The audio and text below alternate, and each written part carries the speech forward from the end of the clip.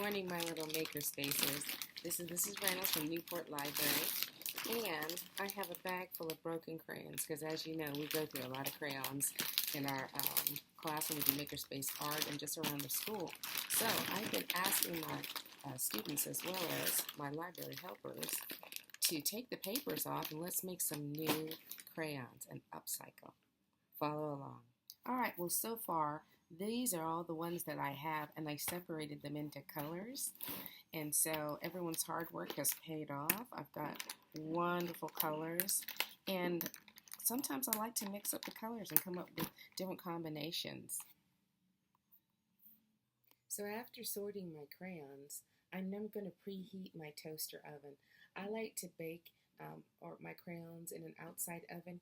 You have to absolutely have your parents' permission and supervision in order to melt these crayons, okay? Do y'all understand me?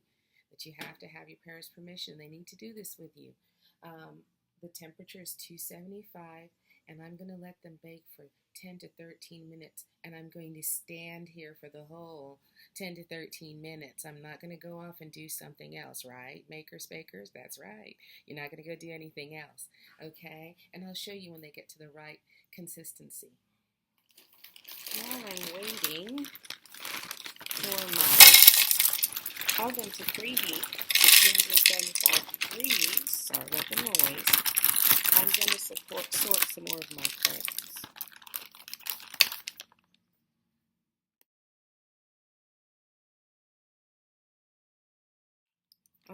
I was going to fast forward through me sorting crayons, but I wanted to tell you a little something. Sorting is very restful for the brain. It's really something that really makes you calm and feel good. At least some of us, and we've talked about different types of brain types and how we all are a little different. Well, I'm one of those people who loves to sort. Something about it is very soothing to me. So if you're one of those people who likes to sort, you can find different things to sort. You can find stuff to do around the house to help your parents out. Sorting socks is a good thing. Matching those up are great. Putting the forks and knives into the drawers in the right place, that's good. Putting away game pieces for your parents and for your siblings and for you. Sorting your room. All right, not so that it drives you crazy, but until it feels good. Nothing feels as good as when everything is in its place. And the reason why makerspacers need their stuff in the right place is nothing is more irritating than ready, have a day off, like I have a today off from school, and I am ready to melt some crayons for my kids at school at Newport Elementary, and not being able to find my crayons because I put them in the wrong place. So that is why I love to sort. That doesn't mean that I'm neat. That doesn't mean I don't have messes. It just means that I kind of know where everything is. And it makes me feel good to be able to create when I'm ready to create. All right, while we're waiting, so let me talk to you a little bit about different molds that you can use to put your crayons in.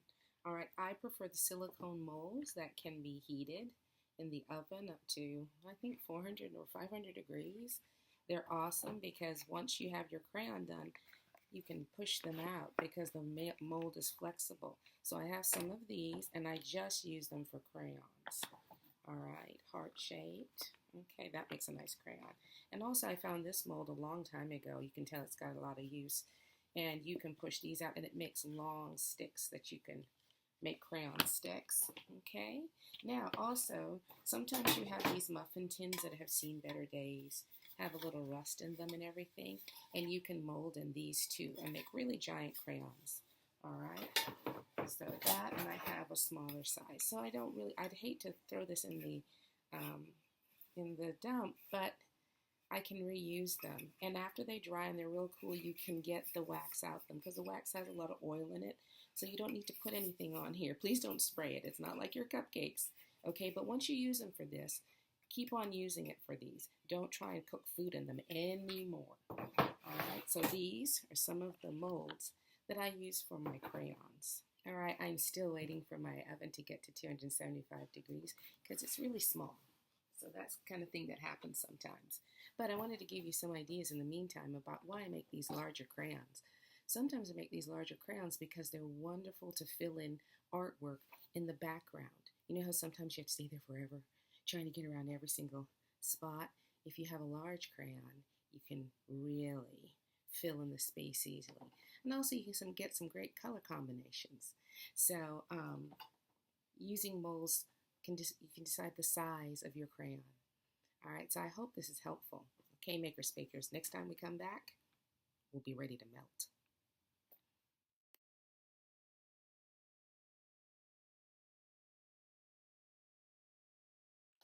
All right, our temperature is just right, and I think I'm going to start with these first. I'm going to put together a collection of the 2 trays and melt those first, and then I'm going to try the rest at a later date, and then I'll show you all the results at the end.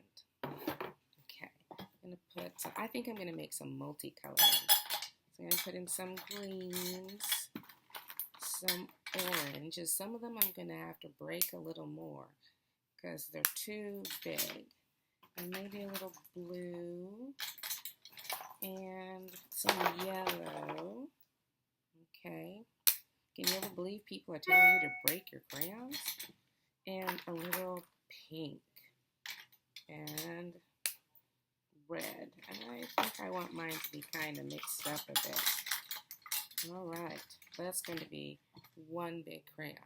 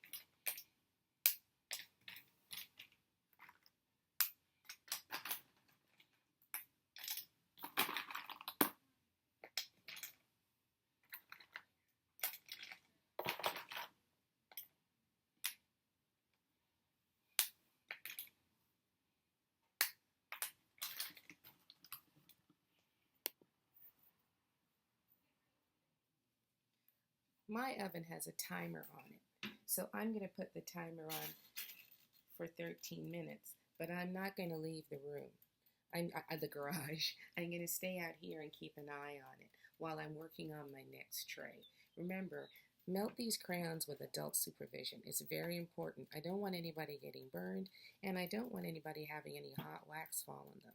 Please make sure you have your parents' permission and supervision.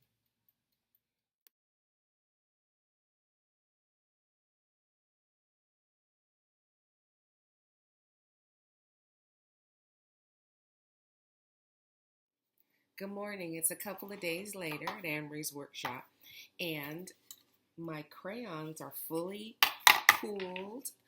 We had the Easter holidays, so I didn't have a chance to take them out.